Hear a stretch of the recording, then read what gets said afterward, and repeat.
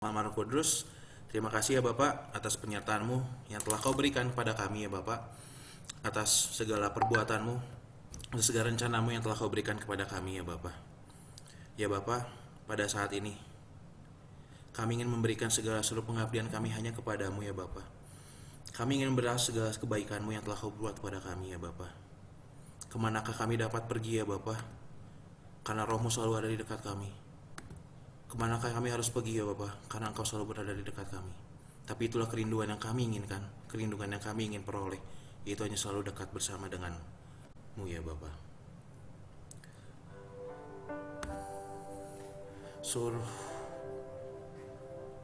Sungguh Bapak, apapun yang kami perbuat pada malam hari ini tidak bisa membalas segala kesetiaan-Mu yang telah Kau berikan kepada kami. Sungguh mulia dan berharga atas segala hal yang telah Kau berikan kepada kami. Kemanakah aku dapat pergi, menjauhi Roh-Mu yang suci, Kau sahabat,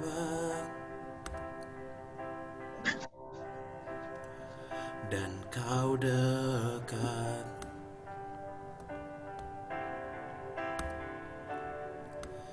Bahkan seluruh pengabdianku tak bisa membalas kesetiaan-Mu, sungguh mulia dan berharga.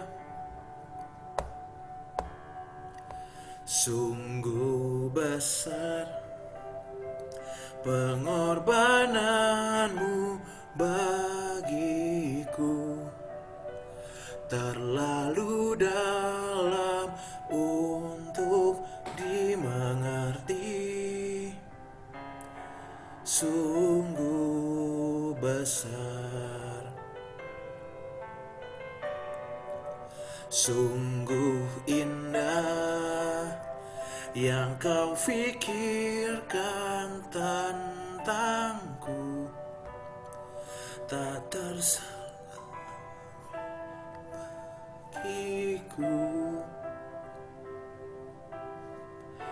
Sungguh indah.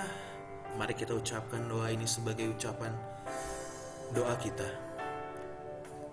Kemanakah aku dapat pergi, menjauhi Roh-Mu yang suci, Kau sahabat, dan Kau dekat.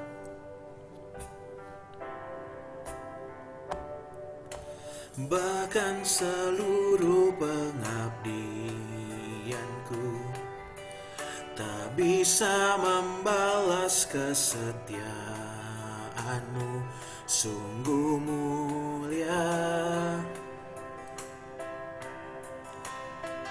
dan berharga. Sungguh besar pengorbanan-Mu bagiku, terlalu dalam untuk dimengerti.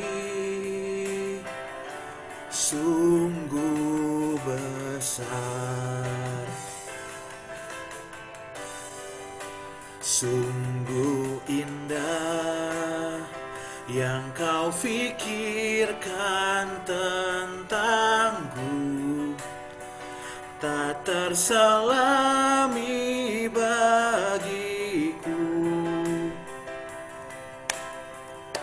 Sungguh indah, sungguh besar pengorbanan-Mu Bapa bagi diri kami. Sungguh besar pengorbanan-Mu bagiku, terlalu dalam untuk dimengerti. Sungguh besar, Sungguh indah yang kau pikirkan tentangku, tak terselami bagiku. Sungguh indah, sungguh indah, sungguh indah.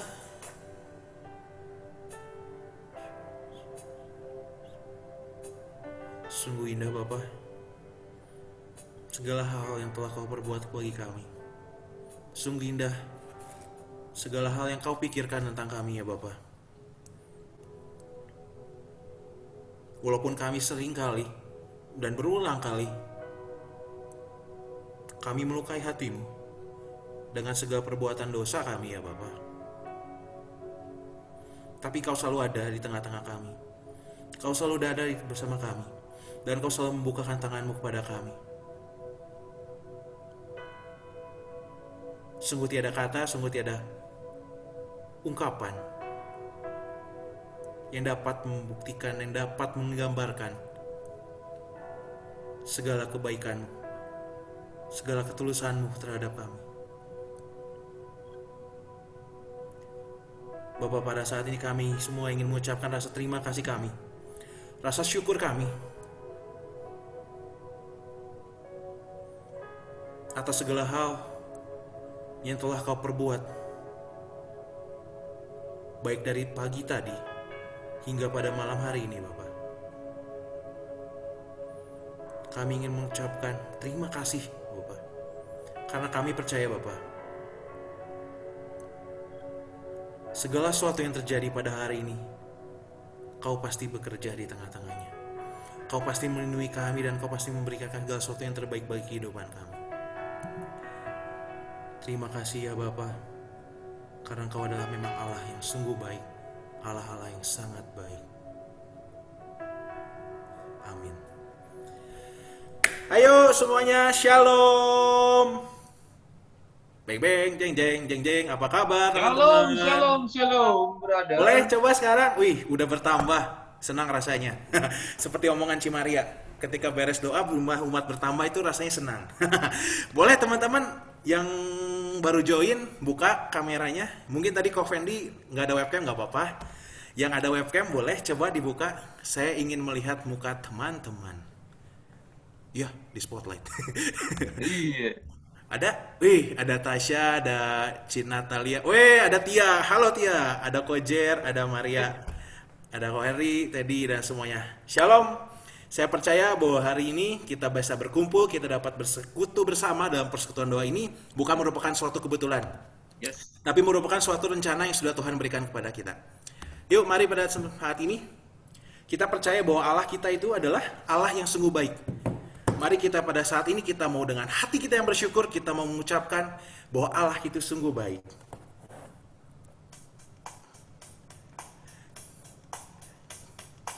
Mari kita semua, kita nyatakan bahwa Allah kita sangat baik dan kasih setianya tidak pernah berubah dari dulu, sekarang, dan sampai selama-lamanya.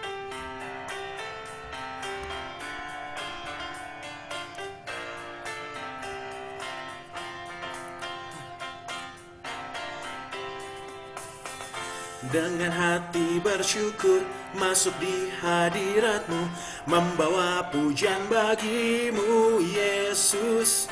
Ku memandang wajah-Mu, bersuka di depan-Mu, sambil menceritakan kasih-Mu. Ku mengangkat tanganku, bersorak-sorai bagi kebaikan-Mu. Engkau baik, sangat baik, kasih setiamu tak pernah berubah. Engkau baik, sangat baik, kasih setiamu tak pernah berubah. Sekali lagi teman-teman, dengan hati bersyukur kita masuk hadirat Tuhan. Dengan hati bersyukur masuk di hadirat-Mu, membawa pujian bagi-Mu Yesus. Ku memandang wajah-Mu, bersuka di depan-Mu, sambil menceritakan kasih-Mu. Ku mengangkat tanganku, bersorak-sorai bagi kebaikan-Mu. Engkau baik, sangat baik, kasih setiamu tak pernah berubah. Engkau baik, sangat baik, kasih setiamu tak pernah berubah. Engkau baik, sangat baik, kasih setiamu tak pernah berubah. Engkau baik, sangat baik, kasih setiamu tak pernah berubah. Kasih setiamu tak pernah berubah. Yeay, tepuk tangan kita untuk Tuhan kita yang sungguh baik, yang kasih setia tak pernah berubah. Kenapa kesini? Salah. Kesalahan teknis. Oke teman-teman, saya percaya ketika tadi saya melihat ada teman-teman menyatakan bahwa Tuhan kita itu adalah Tuhan yang sungguh baik, Tuhan yang kasih setianya tidak pernah berkesudahan. Siapa dari sini teman-teman yang ingin membagikan kebaikannya Tuhan, kasihnya Tuhan yang tidak pernah berkesudahan, yang tidak pernah berkesudahan dalam seminggu ini? Adakah? Adakah? Yang mau memberikan kesaksian kebaikan? Kalau nggak ada saya tunjuk nih. Tasya mau Tasya? Yang lain dulu, Kong. Oke. Kalau nggak ada saya mulai dulu dari saya deh. Teman-teman, mungkin teman-teman tahu dengan beberapa minggu yang lalu kan kita sempat bikin acara PW Night gitu. Ya ini bukan justifikasi, bukan apa, tapi saya sungguh merasakan kebaikan Tuhan dalam acara tersebut. Mungkin seperti yang teman-teman tahu bahwa acara tersebut ya agak gimana lah ya. Bagi saya pribadi, saya merasa justru sangat merasa gagal dalam hal itu. Sungguh saya merasa intimidasi yang cukup luar biasa setelah acara tersebut. Besoknya, pada malam harinya lebih tepatnya, saya cuma berdoa sama Tuhan, saya nggak tahu harus berbuat apa lagi. Kendala teknis ini sudah memang tidak bisa saya lakukan. Saya mohon maaf atas segala kekurangan dan biarlah segala sesuatu ini menjadi hanya untuk pada Engkau. Tapi bukan untungnya sih, tapi saya sangat percaya bahwa Tuhan itu sangat baik. Saya mendapatkan jawaban, sedikit teguran dari Tuhan. Kepada siapa engkau melayani? Ada satu statement itu dalam doa yang cukup sangat menggiamkan dalam hati saya. Untuk siapa engkau melayani? Artinya, saat itu saya langsung merenungkan teman-teman, bahwa ternyata segala sesuatu planning yang sudah kita perbuat, kalau teman-teman tahu saya merasa tuh waktu latihan tuh udah perfect banget lah. Kayak ketika kita penyembah lagi latihan tuh urapannya sangat kencang dan segala macam. Tapi ketika pada hari H kan saya merasa sangat gagal. Tapi saya belajar satu hal, ada satu ayat juga kan yang mengatakan bahwa rencanamu bukan rencanamu, rancanganmu bukan rancanganku. Di situ saya belajar dan saya diingatkan kembali bahwa siapa sih sebenarnya, kepada siapa saya untuk mau melayani. Apakah untuk ke diri saya atau untuk teman-teman atau untuk Tuhan? Nah, ketika merenungkan hal-hal itu teman-teman, saya baru oh iya, benar juga. Ternyata selama ini yang saya sempat kemarin pikirkan udah bikin acara wow itu, ternyata hanya mengandalkan sifat duniawi saja. Memang saya berdoa, saya puasa dan segala macam, tapi dalam satu hati saya masih menimbulkan sisi kebimbangan dan sisi keraguan dan sisi keegoisan saya masih ada sangat ditunjukkan di situ teman-teman.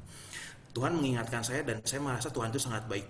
Karena ketika walaupun saya sudah merasa seperti itu, Tuhan menyatakan seperti itu. Dan satu statement lagi yang sangat saya bikin saya meleleh, melted deh, jika keju, adalah jangan khawatir tentang perkataan orang luar, tapi fokuslah terhadap perbuatan yang kamu buat. Ketika kamu memang sudah ingin menjadi penyembah yang benar, ya sudah, menyembahlah dengan sesungguhnya, menyembahlah dengan seutuhnya. Jangan jadi menyembah hanya karena untuk dilihat orang. Jangan karena kamu sudah mulai menyebutkan diri kamu untuk menjadi penyembah yang benar, tapi ketika orang lain mengatakan A, B, C, D, E, kamu mundur. Siapa mereka yang bisa menentukan siapa penyembah yang benar dan siapa yang benar? Itu aja yang ingin saya sampaikan teman-teman. Jadi teman-teman, intinya kalau melakukan sesuatu, percayalah bahwa rencana Tuhan merupakan rencana yang indah. Dan segala rencana kita harus kita serahkan kepada Tuhan. Karena rencana kita belum tentu sama dengan rencana Tuhan. Dan ingat, rencana Tuhan adalah rencana kebaikan. Sekian sharing dari saya. Adakah yang ingin bersharingkan lagi? Jeng jeng jeng jeng.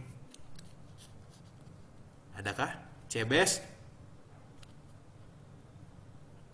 Yang lain dulu, Kong. Oh, Cebes yang lain dulu. Cimar ada yang ingin disaksikan? Kasih kesempatan buat yang lain ya. Waduh, kasih kesempatan buat yang lain. Biar yang lain juga ikut berbagi ya. Mantap. Ada Ko Hen nih, sudah lama tidak datang. Kohen Hen. Oh, halo Kohen Hen. Apa kabar, kok? Halo, halo. Ada yang mau disaksikan kok tentang kebaikan Tuhan kok selama ini kok? Udah lama nggak dengar kabarnya. Ya, sudah lama tidak mendengar kabar dari Koko.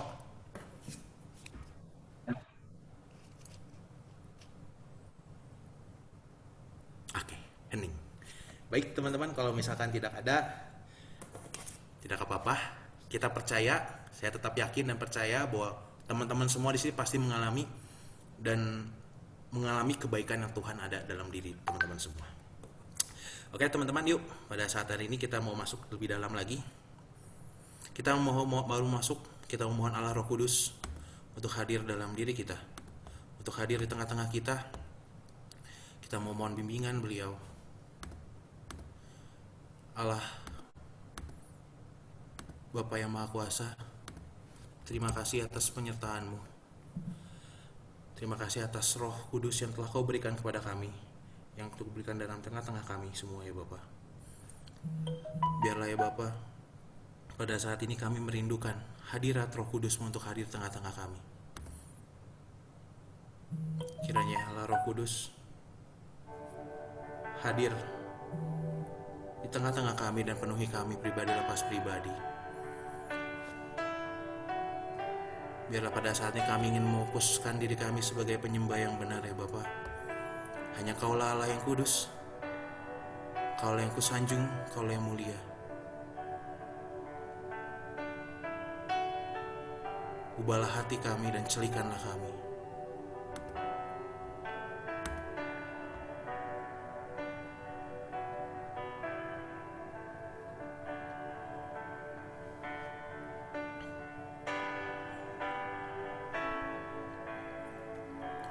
Allah Roh Kudus, penuhi kami. Ku rindu Kau selalu dalam hidupku. Allah Kudus, ubah hatiku, celikanku, jamahlah ku rindu hadirat-Mu. Ku sembah kudus, kudus, kudus, dan ku sanjung Kau mulia, mulia bagimu Tuhan. Sekali kita mohon, ucapkan lagu ini sebagai doa kita, permohonan kita agar Roh Kudus penuhi diri kami. Agar Roh Kudus penuhi kami. Ku rindu Kau selalu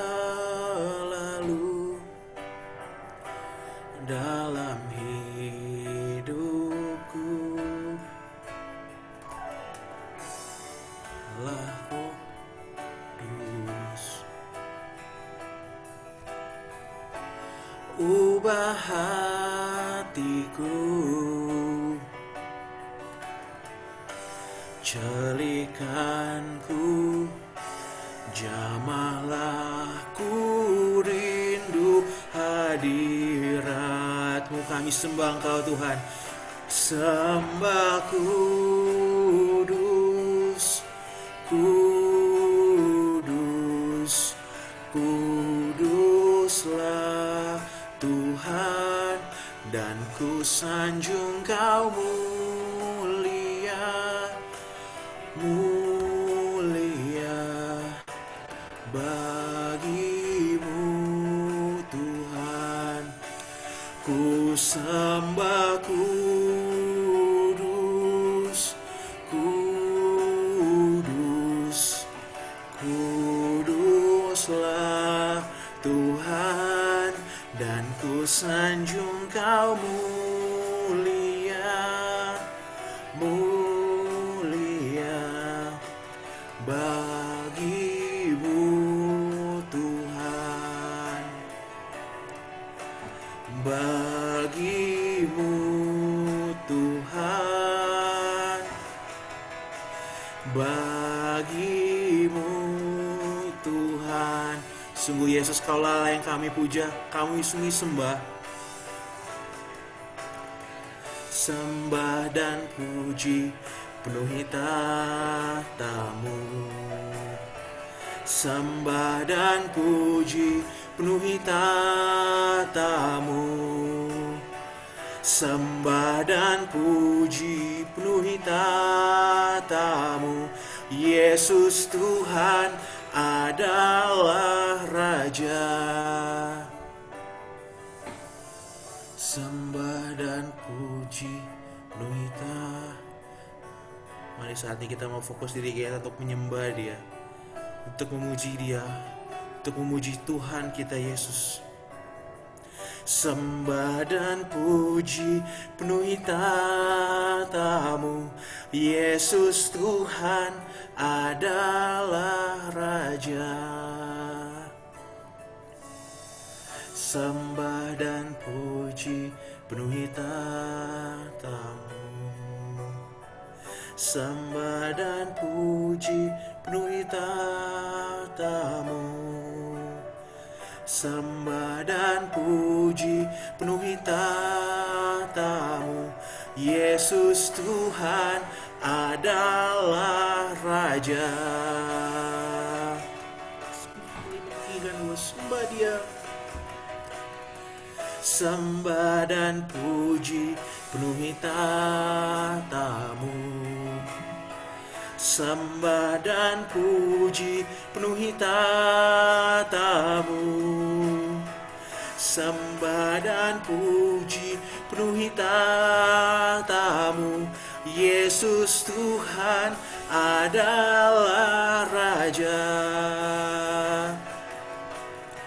Sembah dan puji penuhi tahta-Mu. Sembah dan puji penuhi tahta-Mu.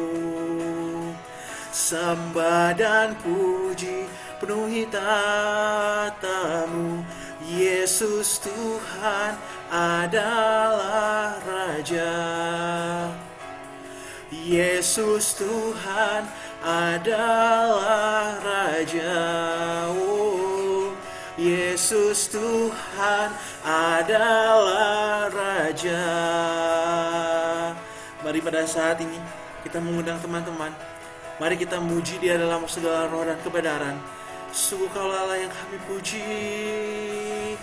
Kami meninggikan Engkau. Kami menyembah-Mu.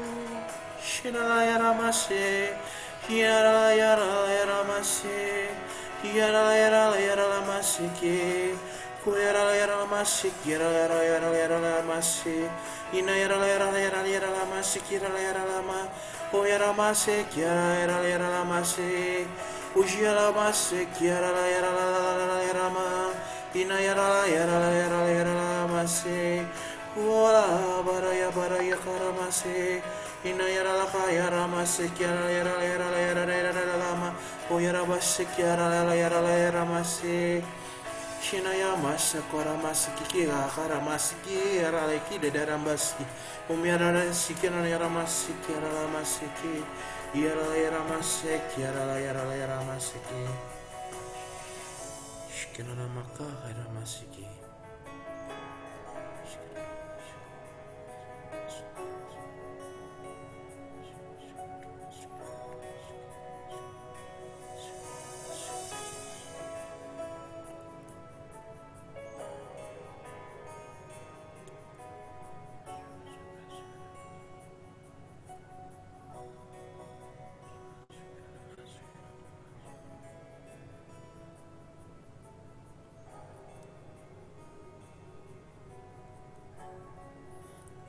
Mari pada saat ini saya mohon Tuhan untuk mengambil waktu sejenak. Kita merasakan segala hal yang Tuhan berikan bagi kita. Kita merasakan hadirat Allah yang ada dalam diri kita pribadi, pas pribadi.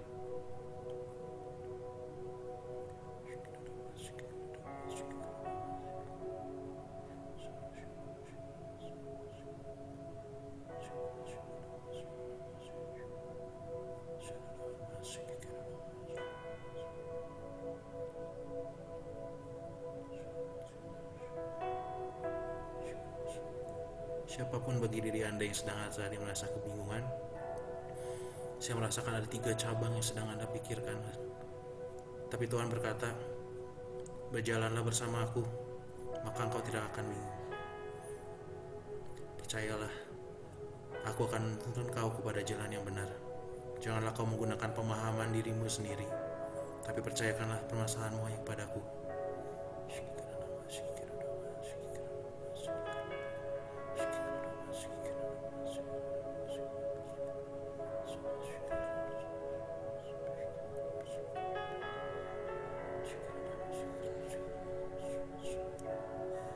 Saya melihat suatu gambaran, ada 2 buah tangan yang terbuka dengan lebar.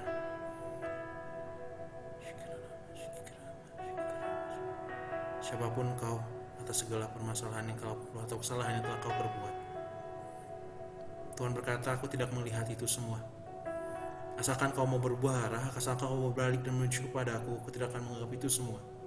Kembalilah kepada aku, karena aku sangat merindukan kau untuk datang kembali ke dalam hadiratku.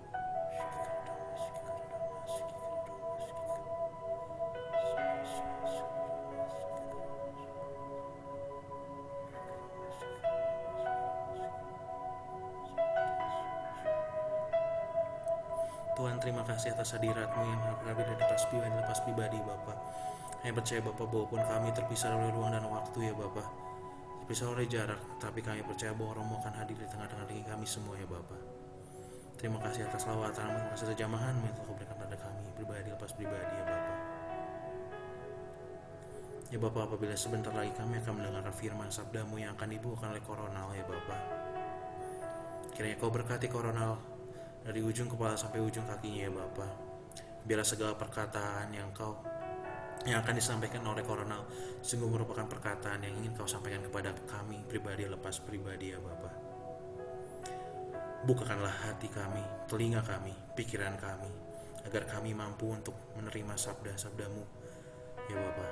Dan biarlah ya Bapa, segala benih firman-Mu yang nanti akan disebarkan dapat tumbuh, mengekar dan berbuah dalam pribadi lepas pribadi kami ya Bapa. Terima kasih ya Bapa. Terima kasih ya Yesus. Terima kasih ya Roh Kudus. Kemuliaan kepada Bapa, Putra dan Roh Kudus seperti pada permulaan, sekarang, selalu dan sepanjang segala abad. Amin. Bapa, Putra dan Roh Kudus. Amin. Silakan kau Bapa, monggo. Shalom, sudah saya? Sudah kok, monggo. Sudah. Layar udah. Shalom teman-teman, shalom. Shalom, Brother Ronald. Shalom ya, Ko Jerry ya. Yoi, Lama nggak ketemu ya. lama banget. Oke, kita langsung saja mulai. Saya mau share screen dulu.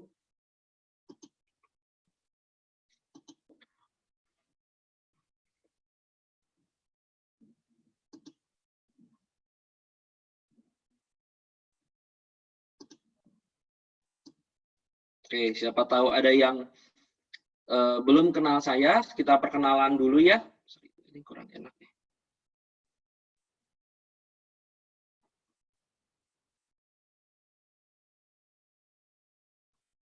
Sebentar. Exit full screen.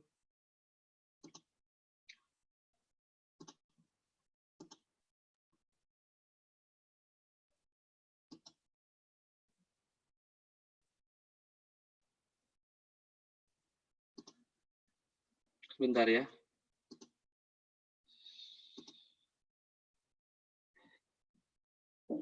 Oke, sekarang.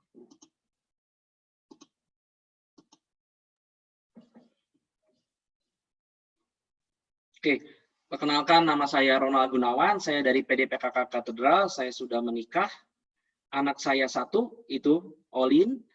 Saya bertobat tahun 2010 dan sekarang saya melayani sebagai pewarta sabda sejak tahun 2016. Ini handphone dan WA saya. Kalau mau dicatat silakan. Oke, kita lanjut.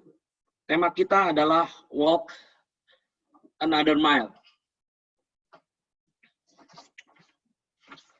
Teman-teman, pernah nggak sih teman-teman berada dalam, kita baca dulu ayatnya, dari Matius 5 ayat 38 sampai dengan 41. Saya bacakan ya. Kamu telah mendengar firman, mata ganti mata dan gigi ganti gigi. Tetapi aku berkata kepadamu, janganlah kamu melawan orang yang berbuat jahat kepada kamu. Melainkan, siapapun yang menampar pipi kananmu, berilah juga kepadanya pipi kirimu. Dan kepada orang yang hendak mengadukan engkau karena mengingini bajumu, serahkanlah juga jubahmu. Dan siapapun yang memaksa engkau berjalan sejauh 1 mil, berjalanlah bersama dia sejauh 2 mil. Demikianlah Injil Tuhan, terpujilah Kristus. Teman-teman, pernah nggak sih berada dalam suatu situasi yang namanya toxic situation, situasi yang menyebalkan, nggak enak, tetapi situasi itu tuh kita nggak bisa undo, tetapi kalau kita jalanin pun kita nggak tahu kemana. Semua serasa seperti gelap. Kalau kita ngalamin situasi seperti ini, biasanya ada 2 hal yang kita pikirkan. Yang pertama, bisa nggak sih diulang? Kayak gitu. Dan yang kedua, kalau bisa ini nggak terjadi gitu. Yang kedua, aduh, gimana lanjutnya ya? Atau kita nyerah aja. Nah, dasar topik inilah dan dasar tujuan inilah menjadi tema kita pada hari ini. Bagaimana kita bisa keluar, bisa menghadapi dan keluar dari situasi yang seperti ini. Teman-teman, toxic situation bisa disebabkan oleh berbagai faktor. Saya akan bahas beberapa saja. Yang pertama adalah dari faktor eksternal. 2 Maret tahun 2020, itu adalah tanggal di mana Pak Presiden Jokowi mengumumkan adanya kasus pertama COVID-19 di Indonesia. Sesudahnya kita tahu bersama, banyak saudara kita yang sakit dan meninggal, ekonomi kolaps, pola hidup yang berubah drastis, semua menjadi serba online, banyak orang stres, mungkin ada yang bangkrut, terpaksa berganti pekerjaan. Ini adalah situasi yang terjadi di seluruh dunia. Dan semua orang mengalami ini. Kadang-kadang suka kepikiran nggak gini, aduh, kok pandemi ini terjadi ya? Kalau bisa pengen enggak gitu. Pengen enggak gitu. Terus sesudah kita ngalamin ini udah lebih dari 1 tahun kan. Terus kita pikir gini, kapan selesainya? Kapan selesainya? Udah capek Tuhan, capek gitu. Nah, teman-teman, saya dan keluarga saya dan perusahaan saya itu juga mengalami imbas dari pandemi COVID-19 ini. Bisnis saya yang asalnya mau untuk menjadi maju dan mulai melakukan ekspansi, tiba-tiba kolaps. Omset turun drastis, karyawan terpaksa saya PHK 1 persatu, sehingga karena keuangannya negatif hingga saya terpaksa untuk hutang di ke sana dan kemari. perasaannya seperti, aduh, hilang arah, mau menyerah, gitu kan. Tapi nggak enak banget, nggak enak banget. Tapi semua harus dijalani, dan kita harus optimis untuk melangkah. Nah, untuk menghadapi yang faktor eksternal ini, saya akan berikan beberapa tips.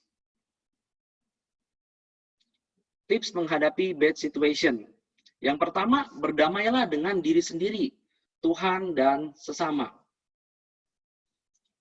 Teman-teman, apakah langkah pertama untuk mengatasi situasi yang buruk adalah kita harus sadar, jangan kita menyalahkan diri sendiri terus-menerus. Kalau kita selalu menyalahkan diri sendiri, masalah tidak akan selesai. Atau mungkin kita berada dalam suatu masalah, tetapi yang menyebabkannya orang lain. Jangan kita salahkan orang itu terus. Tidak ada gunanya. Atau lebih-lebih, kita menyalahkan Tuhan. Tuhan kenapa sih izinin COVID ada?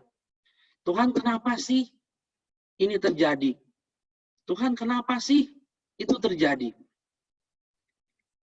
Untuk kasus COVID-19 ini, saya percaya Tuhan memang mengizinkan ini terjadi, tapi Tuhan punya rencana yang indah di balik ini semua.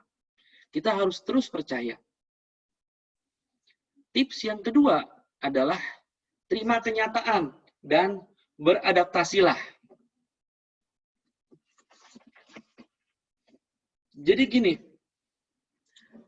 karena situasi yang buruk, ya kita perlu menerima kenyataan. Dulu kita biasanya seperti apa, karena pandemi kan, sekarang berubah menjadi seperti apa. Dulu mungkin bisnis kita besar, sekarang menjadi lebih kecil, ya sudahlah. Kita jalani saja. Dulu kita biasa sekolah atau PD online, fisik, tapi sekarang harus online. Jalani saja. Beberapa teman saya yang ngobrol saya merasakan, bilang gini, saya nggak nyaman kok untuk PD online. Saya bilang, kalau kamu nggak nyaman, terus kamu nggak kerjain, mau sampai kapan? Nanti lama-lama, kamu malah tersapu oleh situasi. Makanya kita perlu beradaptasi. Begitu juga dengan kita ya, persekutuan doa. Perlu beradaptasi dengan kondisi seperti ini. Tips yang ketiga itu adalah kita perlu berjalan langkah demi langkah. Jangan berpikir terlalu jauh.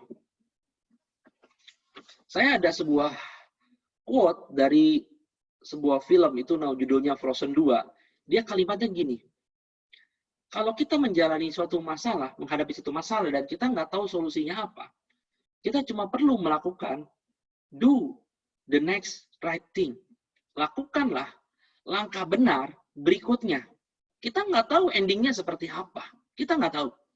Tetapi yang penting, apa yang ada di depan kita lakukanlah dengan yang benar. Mungkin saat ini bisnis sedang turun. Kita, lakukan dengan seperti apa? Kita perbaiki sistem. Perbaikilah. Hasilnya nanti seperti apa? Jalani. Mungkin saat ini kita nggak bisa keluar, nggak bisa main dengan teman. Kita lakukan yang benar apa? Ya udah, kita dekatkan diri dengan Tuhan. Kenapa enggak? Lakukan aja dulu. Tidak perlu kita berpikir terlalu jauh. Nanti langkah-langkah yang benar, jika kita rangkaikan, akan menjadi solusi dari masalah kita. Tips yang keempat, itu adalah kita perlu percaya kepada Tuhan. Walaupun susah, selalu dikasih jalan kok. Itu yang saya alami selama pandemi ini. Ada sebuah lagu yang saya suka sekali. Saya nyanyikan sedikit ya. Trust in the Lord, lean not on your own understanding. In all of your ways, acknowledge Him. He'll make your path straight.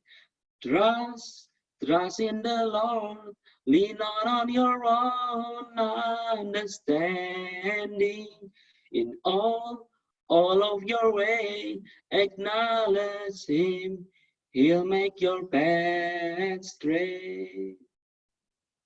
Benar teman-teman, percayalah kepada Tuhan. Jangan bersandar kepada pengertian kita sendiri. Di dalam setiap langkah kita, nyatakanlah Tuhan dalam hidup kita. Maka dia akan membuat jalan kita menjadi lurus. Itu adalah tips untuk menghadapi situasi yang buruk. Nah, yang kedua itu adalah kadang-kadang kita berada di dalam posisi yang menunggu ya teman-teman ya.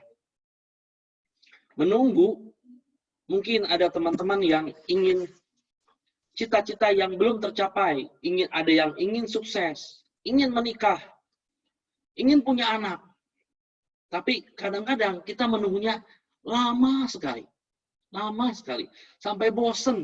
Sampai tiap kali awal tahun bikin resolusi. Kok resolusinya itu terus. Tuhan, kapan Tuhan? Kapan cita-cita saya tercapai? Nah, teman-teman saya punya pertanyaan begini. Kira-kira apa sih yang akan terjadi kalau cita-cita kita tercapai? Saya jawab ya. Yang terjadi adalah kita akan punya cita-cita lain yang belum tercapai lagi dan kita akan nunggu lagi. Contoh, yang masih single, cita-citanya pengen punya pacar. Nunggu dong, nunggu. Akhirnya punya pacar. Sesudah punya pacar, punya cita-cita lagi. Apa? Nikah. Mungkin 2 tahun, mungkin 3 tahun lagi. Nunggu dong, nunggu. Akhirnya kita menikah. Sesudah menikah, pengen punya anak. Nunggu lagi. Dan begitu seterusnya. Jadi, ngapain kita terburu-buru? Kita merasa gelisah saat kita menanti cita-cita kita tercapai. Sabar aja.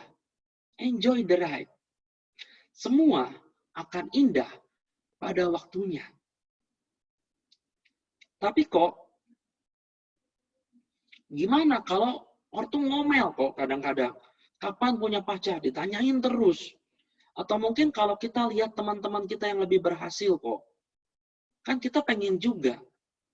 Nah teman-teman, sebetulnya siapa sih yang berhak menilai kita? Orang lain atau Tuhan? Siapa sih yang berhak menilai keberhasilan kita? Orang lain atau Tuhan? Sebetulnya, urusan kita di dunia itu adalah untuk Tuhan. Kita fokus aja sama Tuhan. Jangan pikirkan yang orang lain katakan. Ada sebuah kisah dari orang ini. Ya, mungkin beberapa ada yang orang sudah tahu. Dia adalah seorang calon legislatif, mencalonkan diri menjadi legislatif, tetapi gagal. Nggak menyerah, dia akhirnya ganti aliran, mencoba wirausaha, tetapi gagal. Coba lagi ke politik, dia mencalonkan diri menjadi anggota Kongres, ini di Amerika, gagal lagi. Dia mencalonkan diri menjadi presiden, gagal lagi. Hingga akhirnya, di usia ke-51 tahun, dia menjadi seorang presiden Amerika Serikat yang ke-16. Namanya adalah Abraham Lincoln. Teman-teman, kita tahu kan Abraham Lincoln? Iya, dia adalah presiden Amerika Serikat. Itu yang kita tahu. Tapi apakah kita pernah membicarakan, mengungkit-ungkit selalu kegagalan-kegagalan dia? Enggak kan? Kita ingat-ingat dia pernah gagal jadi ini, gagal jadi itu. Enggak kan? Jadi sebetulnya saat kita belum sukses, kita belum berhasil, nggak usah khawatir, santai aja. Suatu saat akan ada waktunya kita untuk bersinar. Kalau orang lain bersinar lebih dahulu, nggak masalah. Soalnya katanya di belakangnya kayak begini. Tuh. Ada suara bocor ya. Itu rezeki dia. Ada waktunya untuk kita. Nah, inti dari cerita ini adalah gini. Jadi, janganlah kita memikirkan atau melihat orang lain gimana. Orang lain ngomong apa. Kalau orang lain lebih dulu sukses, itu jalan mereka. Itu rezeki mereka. Tapi kita, jalanilah jalan kita sendiri. Jalan kita itu apa sih? Jalan kita itu adalah menyenangkan hati Tuhan. Menyenangkan hati Tuhan dan berjalan di jalan Dia. Itu yang kedua beres. Sebentar, saya minum dulu boleh ya? Agak ini.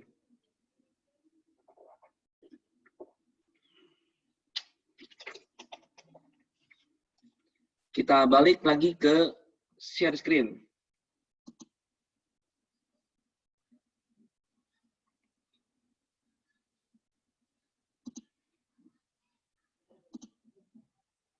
Oke. Oh, sorry, ini ya. Ada tadi, ada yang kelewat ya tadi ya. Kadang-kadang, apa yang kita inginkan itu tidak terlaksana. Itu karena emang semua keinginan kita tidak harus terlaksana. Ada saja yang tidak terlaksana. Kenapa? Karena seharusnya bukan keinginan kita yang terlaksana, tetapi kehendak Tuhan. Tadi Kong juga sudah bicara ya. Kita baca dulu yuk ini ayatnya ya. Jerry tolong baca, bisa? Oke, Yesaya 55 ayat 8 sampai 9.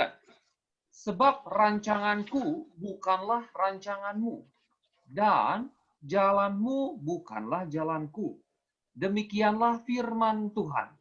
Seperti tingginya langit dari bumi, demikianlah tingginya jalanku dari jalanmu, dan rancanganku dari rancanganmu. Ya, terima kasih Ko Jerry. Nah, jadi teman-teman, tugas kita sebetulnya adalah fokus kepada Tuhan. Ikut jalan Dia, dan kita cari tahu apa sih yang Dia mau dari kita. Dan kita serahkan semua rancangan kita kepada Tuhan. Dan biarlah rancangan Tuhan yang terlaksana. Itu adalah cara untuk keluar dari situasi menunggu. Nah, kita masuk ke poin kita yang ketiga dan yang terakhir. Ini adalah yang paling berat. Mengapa? Karena kalau kita berada dalam toxic situation, sebetulnya kita cuma bicara tentang diri kita. Bicara diri kita. Tetapi kalau kita bicara tentang sebuah toxic relationship, kita bicara juga tentang orang lain.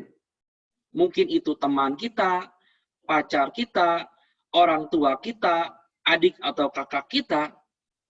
Kita mungkin berada dengan suatu hubungan yang tidak enak dengan mereka. Nah, kesel kan kalau punya hubungan yang seperti itu? Bagaimana cara kita untuk mengatasinya? Sebelum mulai, saya mau beri batasan dulu nih teman-teman. Untuk yang baru pacaran, hubungannya baru pacaran, kalau sampai pasangan teman-teman itu terlibat dengan narkoba, atau ada unsur kekerasan, KDRT, atau selingkuh, atau psikopat, saran saya, ini saran bijak nih ya, putusin aja. Kenapa? Jangan cari masalah besar di masa depan. Tetapi teman-teman, kalau yang terlibat dengan yang kayak tadi, narkoba, KDRT, selingkuh, atau psikopat, itu adalah pasangan hidup kita, suami atau istri, orang tua kita, atau anak kita, atau adik atau kakak kita, jangan diputusin. Gawat. Bener nggak? Gawat. Mulai sekarang, Papa bukan lagi anak Papa saya. Aduh. Gawat. Jangan. Ini adalah kasus yang berat. Tetapi jangan khawatir. Masih bisa diperbaiki. Nah, bagaimana caranya? Kita mulai di langkah ke-0. Ini adalah untuk yang kasus berat ya. Anggap dia, kita perlu menganggap dia sebagai orang yang sakit. Gini teman-teman, kadang-kadang orang terdekat kita, orang yang kita percaya, orang yang kita banggakan, bahkan orang superhero kita, kadang-kadang itu mengecewakan kita. Mungkin seorang suami bisa selingkuh, mungkin anak bisa berbuat sesuatu yang memalukan orang tua. Nah, kalau kejadian seperti ini, dan kita masih menganggap mereka yang super sempurna, kita pasti kecewa, dan kita pasti ngerasa sakit hati. Jangan seperti itu. Kita perlu menganggap dia sebagai orang yang sedang sakit. Kalau misalkan teman-teman punya mungkin orang tua atau saudara atau adik yang sedang sakit, terus misalkan dia terbaring di rumah sakit, nggak bisa gerak, terus dia pipis di celana, apa yang kita lakukan? Kita marahin? Enggak kan? Kita dengan kasih, kita bersihin bekas pipisnya, supaya dia bersih kembali. Begitu pula juga dengan orang terdekat kita. Kalau dia sedang sakit dan ada kotoran dan dirinya menjadi kotor, kita dengan kasih bersihkan diri dia agar dia menjadi bersih kembali.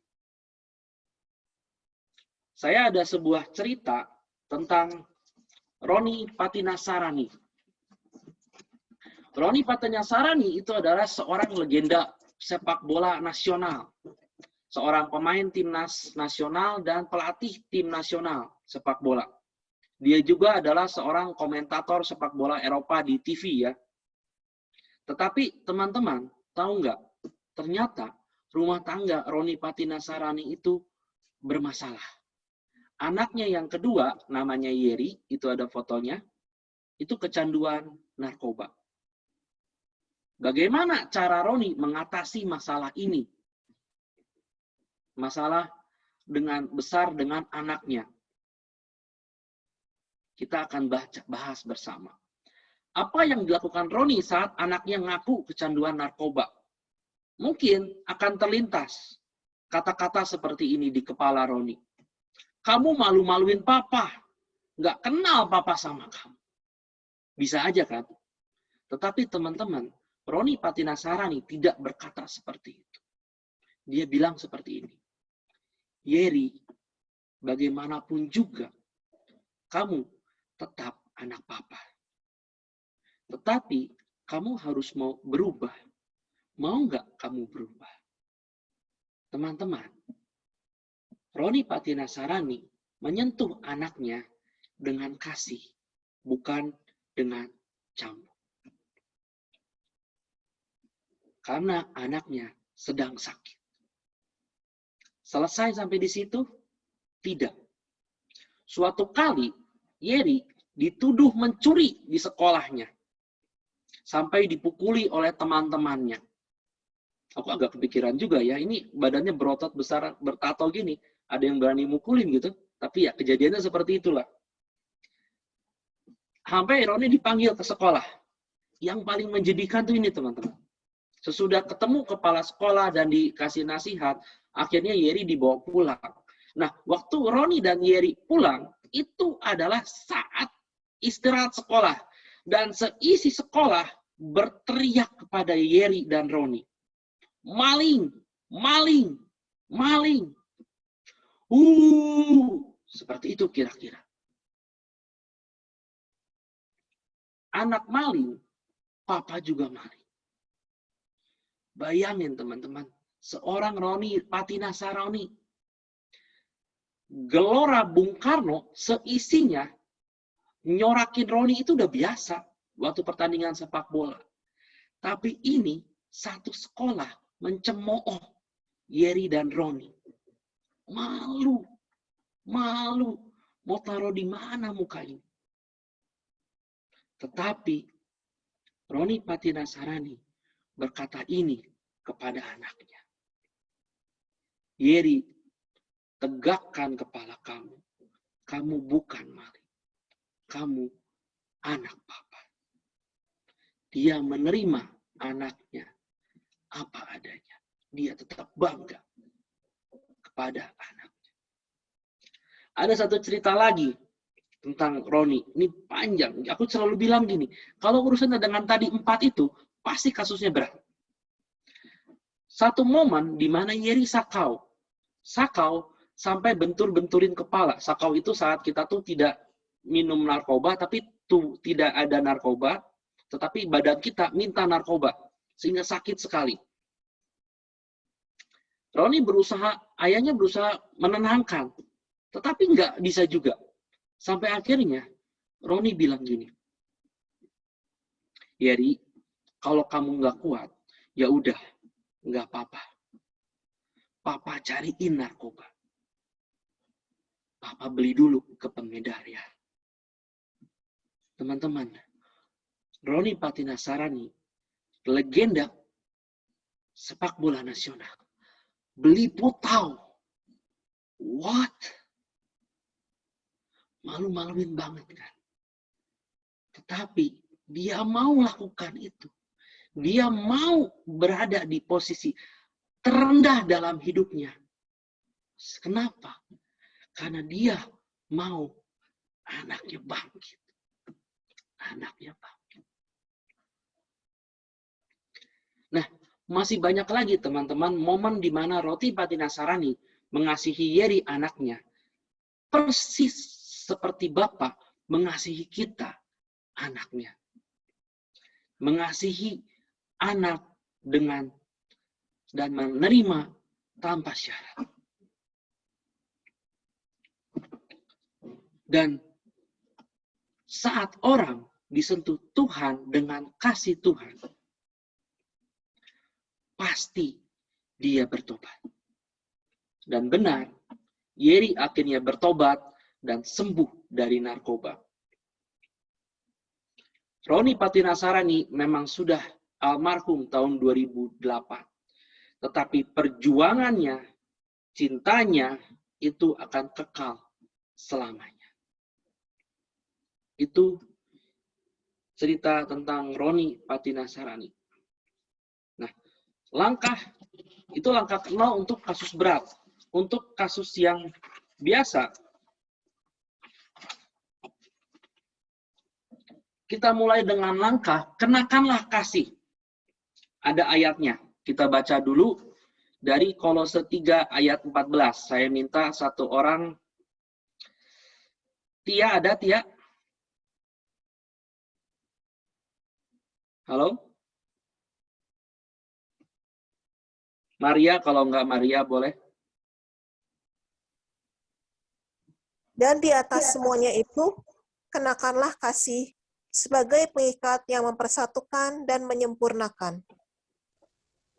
Jadi teman-teman gini, ayat ini bicara, jadi bukan gini, ayat ini bilang, kenakanlah kasih, bukan lakukanlah kasih. Beda ya. Kenapa seperti itu? Karena gini teman-teman, kasih itu bukan seperti uang yang kita taruh di dompet. Bisa kita keluarkan kalau kita mau, bisa kita simpan kalau kita nggak mau. Tetapi kasih itu seperti baju yang harus kita kenakan. Sehingga semua orang yang di sekitar kita bisa melihat apa yang kita kenakan dan bisa merasakan kasih yang kita kenakan. Semua orang itu bicara tentang teman kita, keluarga kita, sahabat kita, bahkan orang yang menyakiti kita.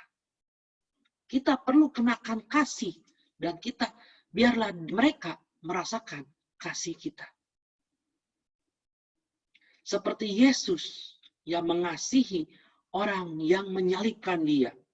Di saat-saat sebelum kematiannya, Yesus berkata, Tuhan, ampunilah mereka, karena mereka tidak tahu apa yang mereka perbuat. Di detik-detik terakhir, Yesus masih mengasihi orang yang menyakiti dia. Yesus masih mengampuni mereka. Dan itulah yang membawa kita ke langkah yang kedua.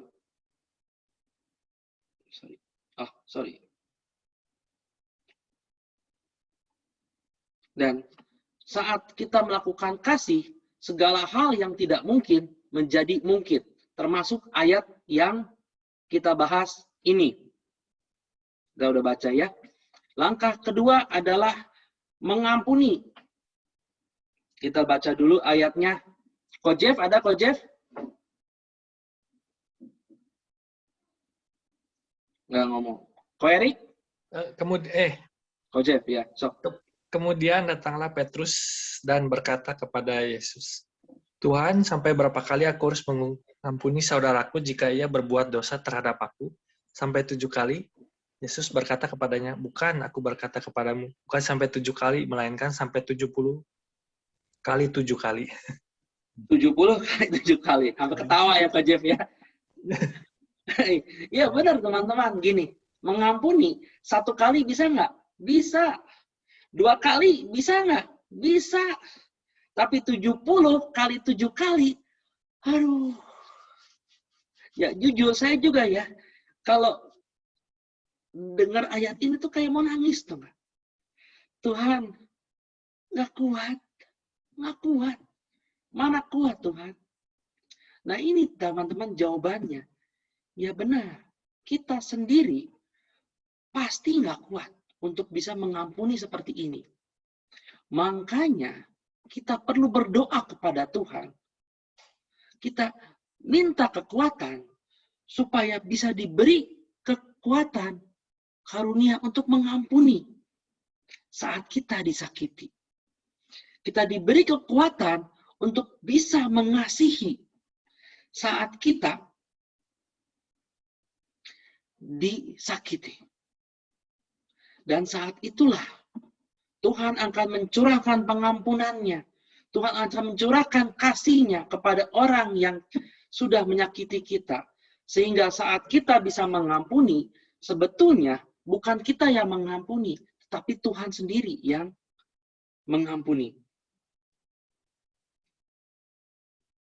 Oke, saya punya cerita tentang saya dan Ciyuli atau Yuli ya.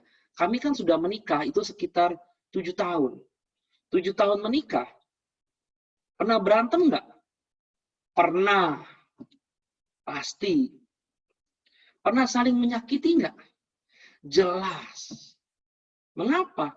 Karena 2 orang yang tinggal bersama satu rumah setiap hari, segalanya bareng-bareng, itu pasti ada persinggungannya. Itu adalah suatu hal yang wajar. Tapi mengapa kami masih bisa bertahan?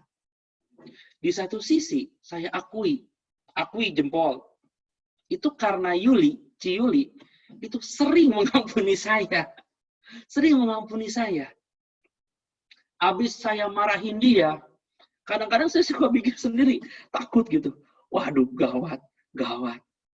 Nangis nggak ya, gitu kan. Dicuekin deh gue, gitu kan. Cuekin gue. Tapi puji Tuhan, teman-teman. Besoknya, ternyata Yuli udah baik lagi loh. Dia bisa ngampunin saya. Yuli tuh nggak pernah menghukum saya berlarut-larut. Harus bisa mengampuni. Di sisi lain, saya juga harus selalu belajar untuk mengasihi Yuli. Kadang kalau saya marah, kan suka pengen dong, kita kan wah dia marah, dia salah. Wah, gue pengen hukum nih. Hukum, biasanya kalau hubungan rumah tangga, hukumnya suka mikirnya gini. Wah, saya mau mogok ngasuh olin. Saya mau pisah ranjang. Tidur di sana dulu lah, biarin dia sendirian di kamar. Tahu rasa, gitu kan. Pikiran itu ada nggak di kepala saya? Ada. Fakta itu, teman-teman. Fakta. Ada. Tetapi nggak pernah saya lakuin. Kenapa? Karena saya mengasihi istri dan anak saya. Karena kasih itu pasti bisa mengalahkan segalanya. Jadi gini, ini berhubungan ya. Langkah 0 itu adalah bagaimana cara kita mengasihi dengan kita menganggap bahwa orang yang bersalah itu adalah orang yang sakit. Bagaimana kita bisa mengampuni? Caranya adalah dengan kita mengasihi. Oke, ini ada yang kurang sedikit, lanjut. Di dalam rumah tangga saya juga, kadang saya ngerasa nggak kuat loh. Yuli juga kadang ngerasa nggak kuat. Sampai suatu kali juga pernah Yuli itu konseling sama pendoa. Saya pewarta, waktu itu sudah pewarta, tapi istri saya konseling sama orang lain. Aduh, kadang-kadang saya suka malu. Tapi nggak apa-apa, itulah rumah tangga. Itulah rumah tangga. Itulah rumah tangga. Tetapi, satu hal yang kami syukuri dari rumah tangga kami adalah, setiap kami ada masalah, kita berdua itu selalu berpaling kepada Tuhan. Dan saat kita berpaling kepada Tuhan, Tuhan memberi kekuatan untuk menjalani hidup ini, rumah tangga ini, untuk berjalan 1 mil lagi. 1 mil lagi. Jadi teman-teman, kalau teman-teman ada masalah, masalah apapun lah, masalah sama siapapun lah, lari sama Tuhan. Lari sama Tuhan. Berserah sama Dia. Doa. Doa. Ke gereja. Adorasi. Saya suka adorasi. Adorasi. Ke PD. Kalau lagi ada masalah, malas ke PD, paksain ke PD. Pasti ada jawaban. Selalu ada jawaban. Di PD, di saat setiap acara Tuhan, pasti selalu menjawab masalah kita. Kalau perlu konseling kepada konselor. Atau ikut retret. Pokoknya, lari kepada Tuhan. Jangan lari dari Tuhan. Itu bahaya. Itu bahaya. Nah, mungkin timbul pertanyaan. Teman-teman ya, udah mau selesai ya, bentar lagi. Kok sampai kapan kita perlu mengampuni? Batasan apa kita mengampuni dalam relasi ini ya? Kalau orang salah kepada kita. Nah, kadang-kadang gondok juga. Saya jawab begini, batasan kita mengampuni adalah kita perlu mengampuni sampai orang tersebut merasa sebetulnya dia tidak layak untuk diampuni. Mengapa? Gini loh, kalau kita mengampuni nih, misalkan rekan bisnis kita punya salah, kita ampuni dia, mungkin dia akan berkata seperti ini. Karena sebelumnya saya sudah baik sama dia, saya punya budi sama dia, dia utang budi sama saya, dia mau mengampuni. Itu berarti pengampunan kita masih pengampunan yang biasa. Tetapi kalau kita bisa mengampuni orang, sampai orang tersebut sebetulnya merasa tidak layak diampuni, dia pasti akan merasa, ini yang ngampunin, nggak mungkin orang. Nggak mungkin orang. Pasti Tuhan. Pasti Tuhan yang ngampunin saya melalui teman-teman semua. Melalui kita. Dan saat orang yang sudah menyakiti kita, orang yang sudah salah kepada kita, kita ampuni seperti itu, dia pasti merasakan kasih Tuhan. Dan saya bilang seperti ini, orang yang sudah disentuh Tuhan, pasti bertobat. Pasti berubah. Dan di saat itulah hubungan kita dengan dia akan terjadi rekonsiliasi. Amin. Amin, saudara-saudari. Nah, benang merahnya lanjut ke langkah yang ketiga dan yang terakhir. Lakukanlah rekonsiliasi dengan orang yang sudah menyakiti kita, rekan terdekat kita itu. Nah, bagaimana caranya kita rekonsiliasi? Saat kita rekonsiliasi, kita harus fokus pada perasaan, bukan logika, alasan, dan yang lain-lain. Kita ajak dia ngomong, jadi Pak, yang kemarin tuh sebetulnya saya ngerasa sedih karena ini gitu kan. Jadi ya, saya itu sebetulnya takut kamu gini. Fokus sama perasaan.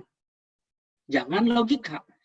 Jangan ngomong, menurut saya tuh, Dek, menurut Koko itu, kamu tuh, Koko tuh bikinnya gini, karena gini, yang bener tuh gini, yang bener gini. Waduh, pasti berantakan. Lebih parah lagi, kalau kita menjudge dia. Kamu tuh salah. Wah, itu kacau. Rekonsiliasi pasti gagal. Lakukanlah obrolan hati ke hati. Nah, bagaimana cara orang berubah? Sering kita ingin orang terdekat kita berubah. Tetapi sebetulnya nggak bisa, teman-teman. Karena perubahan terbaik dari orang lain itu terjadi adalah saat dia menyadari dan memutuskan sendiri untuk berubah. Bukan kita yang memerintahkannya. Bagian kita adalah menjadi perantara kasih Tuhan kepada dia. Menjadi perantara pengampunan Tuhan kepada dia. Sehingga dia merasakan kasih Tuhan, karunia Tuhan, dan dia akhirnya bertobat dan berubah. Dan saat itulah hubungan kita akan diperbaiki. Nah, teman-teman, materinya sudah selesai. Kita akan masuk ke dalam sesi doa. Tadi sudah di-sharekan oleh Sinta ya. Jika di saat saya menyampaikan topik ini, ada kepikiran teman-teman untuk wujud doa, mungkin ada sedang menghadapi masalah, mungkin ada harapan yang belum tercapai, mungkin ada hubungan yang kurang baik dengan siapa, mungkin papa, mungkin mama, mungkin adik, mungkin kakak, mungkin pacar, atau pasangan hidup, mungkin teman, atau siapapun, selama sesi tadi kepikiran satu nama, diketik ya, dikirim message ke host atau moderator, ke Sinta ya, ke Sinta. Jangan khawatir, nanti kita akan doakan bersama dengan tidak menyebut nama. Dengan tidak menyebut nama. Kita masuk ke dalam suasana doa, nanti akan masuk ke dalam penyembahan, biar Michael dulu yang penyembahan, nanti akan masuk ke dalam sesi doa. Saya beri waktu dulu 1 menit untuk mengetik.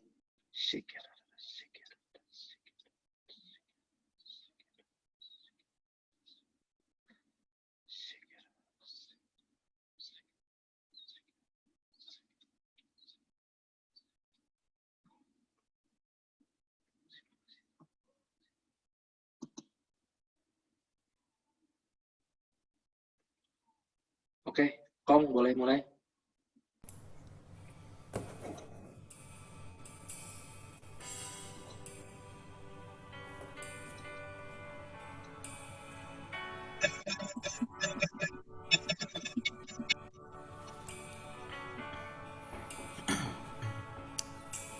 Bukan Dengan barang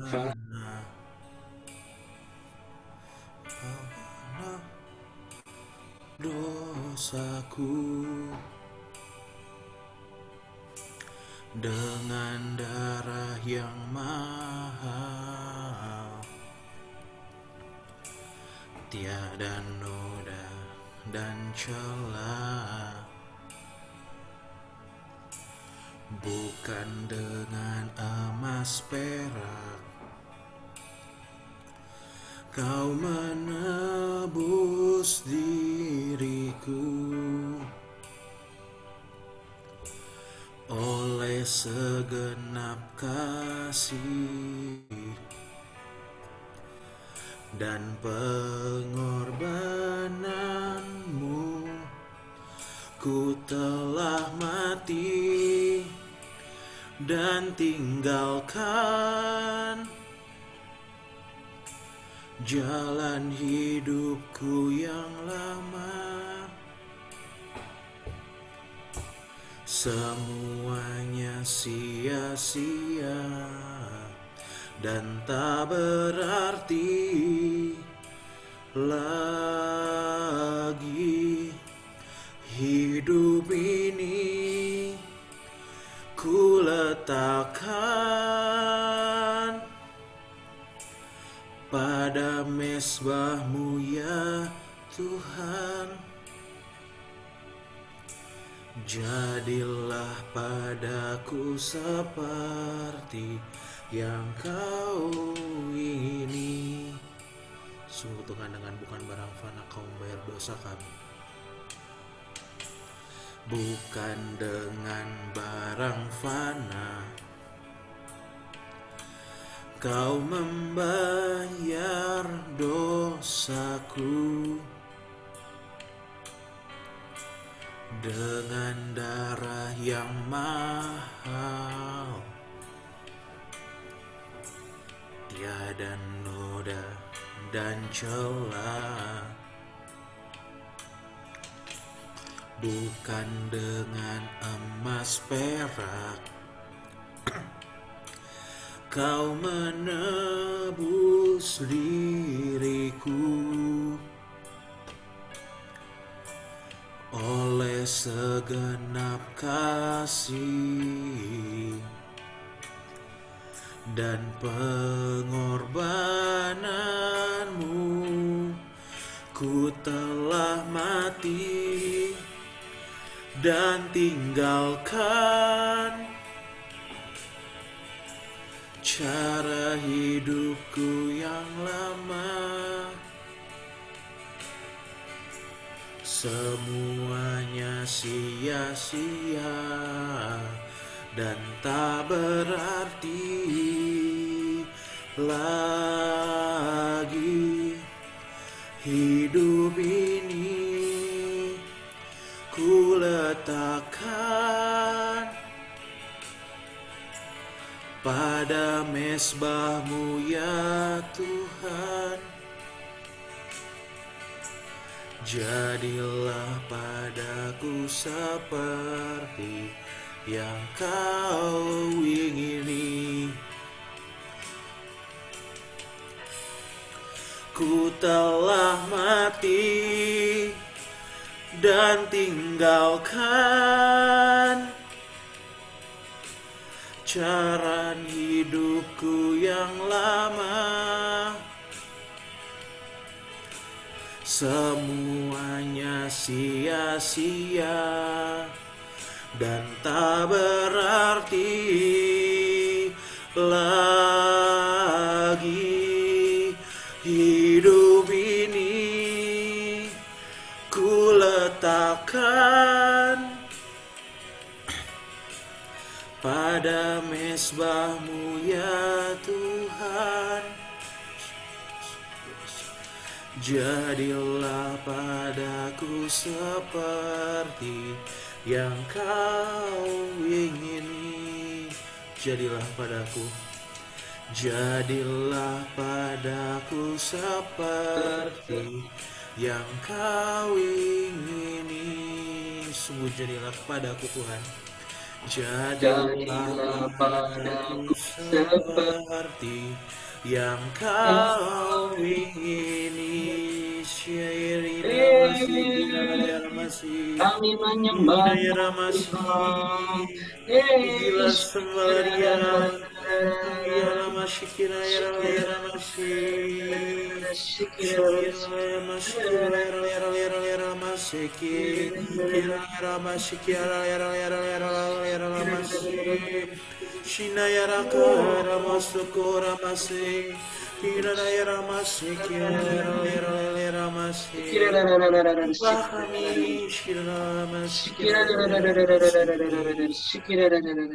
Diri kami.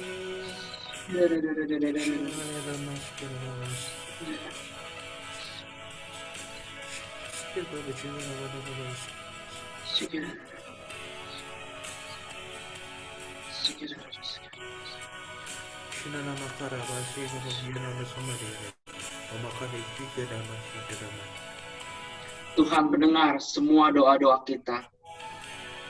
Tuhan mendengar jerit tangis kita.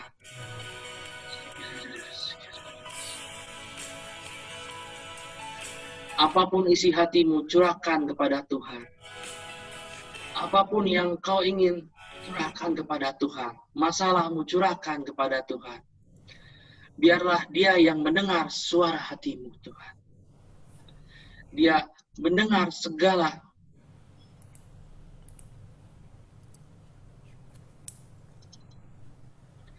jerit tangismu, Tuhan. Bapa, kami Saat ini Tuhan berdoa kepadamu Tuhan. Kami rindu kepadamu Tuhan.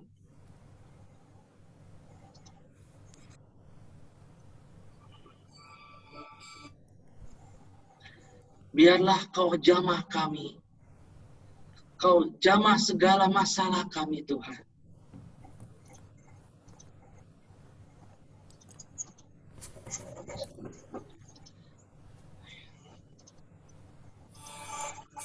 Kami ingin berdoa Bapa untuk seorang yang hendak membuat sebuah program baru untuk rumah bacanya. Kau jamah dia Tuhan, biarkan pimpin dia, agar dia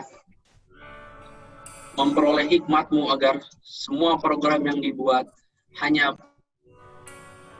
berasal daripada-Mu Tuhan. Biarkanlah semua berjalan sesuai dengan kehendak-Mu Tuhan. Kami mohon. Kabulkanlah doa kami. Kabulkanlah doa kami ya Tuhan.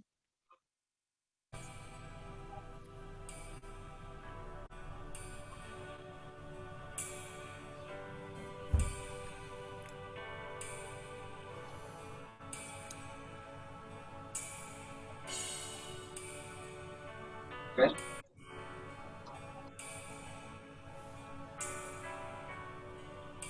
Hamba ingin juga berdoa Bapak untuk relasi seorang yang ingin didoakan agar relasi antar anggota keluarganya semoga rukun dan penuh kasih Tuhan. Kau tahu isi hati mereka. Biarkanlah Kau yang menjamah keluarganya Tuhan agar selalu rukun dalam keluarganya. Kami mohon. Kabulkanlah doa kami ya Tuhan. Ya Allah Bapa yang Maha Kasih, kami juga berdoa untuk seorang teman Tuhan yang saat ini sedang rindu pemulihan di keluarganya, pemulihan dia dengan keluarganya, papa mamanya, pemulihan dia dengan keluarga iparnya juga Tuhan. Bapa, kami percaya ketika Engkau menempatkan orang itu di tengah-tengah keluarganya, Engkau juga yang punya rencana indah Tuhan. Biar kasih Allah tercurah Tuhan dari apa yang ia katakan, apa yang ia perbuat Tuhan, sehingga kehadirannya boleh membawakan pengaruh yang baik menjadi garam dan terang di tengah keluarganya. Kuatkan dan teguhkanlah dia Tuhan, penuhilah dengan kasih-Mu, sehingga ia mampu memaafkan, mampu mengampuni, mampu memancarkan kasih-Mu Tuhan. Kami menyerahkan teman kami ini Tuhan hanya ke dalam tangan kasih-Mu. Kami mohon. Kabulkanlah kami ya doa Tuhan. kami Ya Tuhan.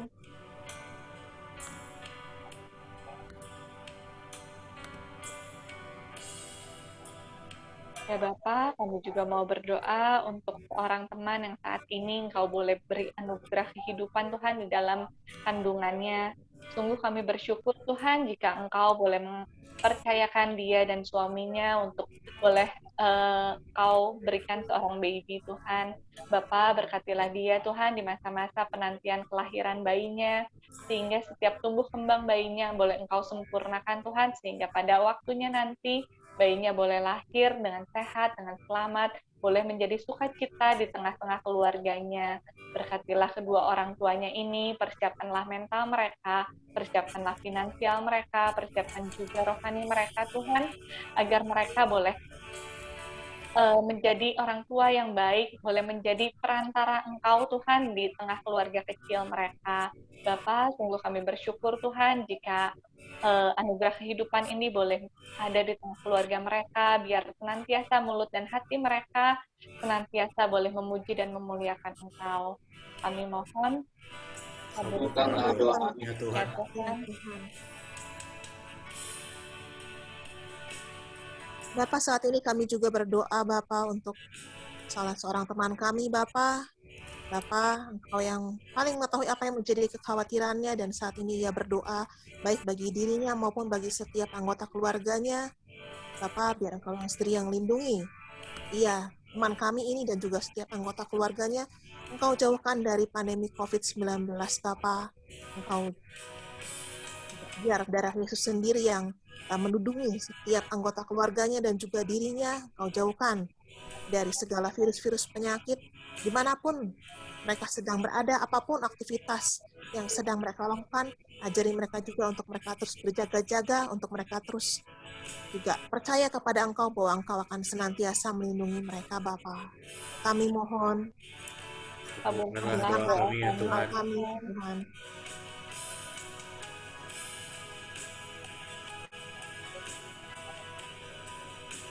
Kami juga mau berdoa, Bapa, bagi seorang teman kami, Bapa.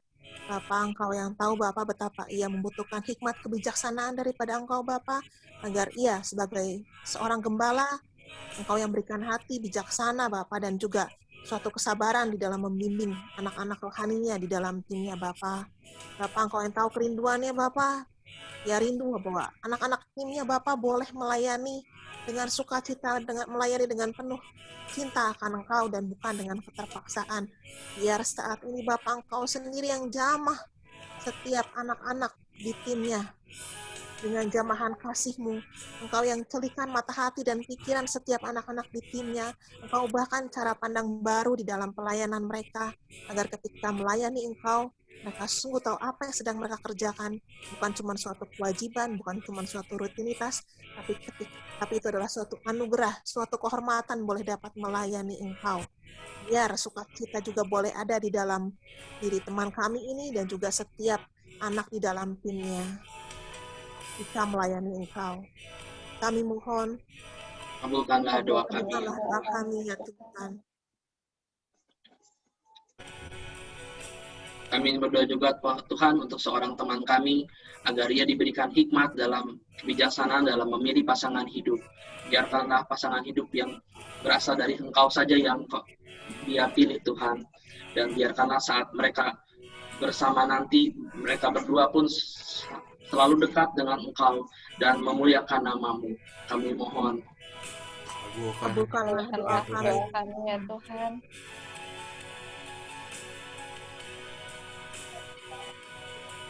Kami berdoa juga Bapak untuk kesembuhan emak seorang teman kami yang akan menjalani operasi Tuhan.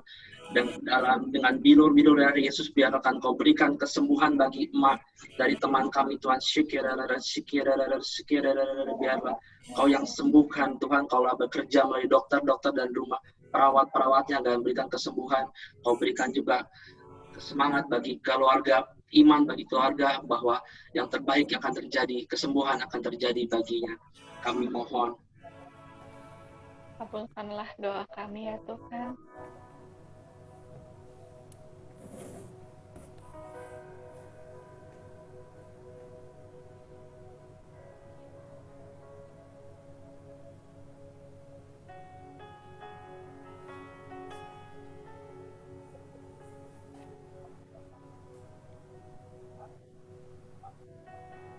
Demikianlah Tuhan, doa-doa yang kami sampaikan Tuhan, kami percaya segala pergumulan kami Engkau yang tahu, segala masalah kami Engkau yang tahu.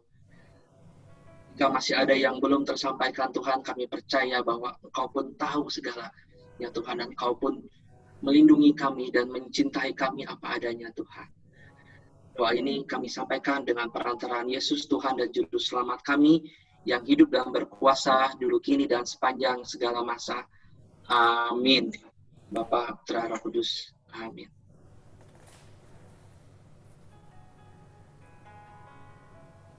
Cimar, silakan.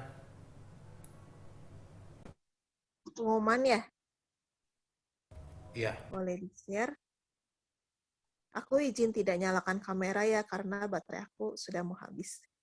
Oke, teman-teman. Yang pertama, thank you so much Kalau Ronald yang sudah membawakan firman pada malam hari ini.